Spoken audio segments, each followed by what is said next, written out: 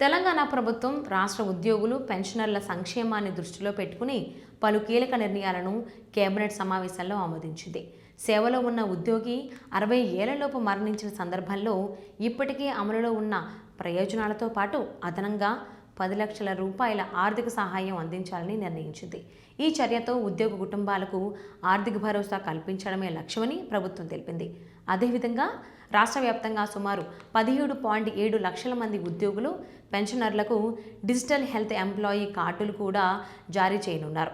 ఈ కార్డుల ద్వారా 652 గుర్తింపు పొందిన ఆసుపత్రుల్లో 1998 రకాల వ్యాధులకు నగదు రహిత వైద్యం అందించనున్నారు. అత్యవసర చికిత్సలు, దీర్ఘకాలిక వ్యాధుల నిర్వహణ, శస్త్రచికిత్సలు కూడా పథకంలో భాగంగా ఉంటాయి. పథకం అమలు కోసం ప్రత్యేక ట్రస్ట్ను ఏర్పాటు చేసి ఉద్యోగుల బేసిక్ పే నుంచి 1.5% చొప్పున వసూలు చేసి ప్రభుత్వం సమాన మొత్తాన్ని జమ చేయనుంది.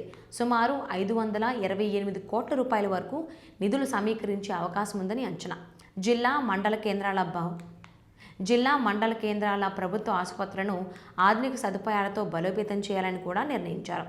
డిజిటల్ హెల్త్ కార్డులను ఆధార్తో అనుసంధానం చేసి పారదర్శకత పెంచే చర్యలు తీసుకుంటున్నారు. ఇక హైదరాబాద్ మెట్రో రైలును పూర్తిగా ప్రభుత్వ ఆధీనంలోకి తీసుకురావాలని కేబినెట్ నిర్ణయించింది.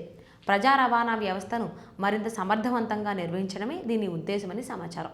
అలాగే జనగణన 2027 నేపథ్యంలో రాష్ట్ర స్థాయి ఏర్పాట్లపై కూడా మంత్రివర్గం చర్చించింది.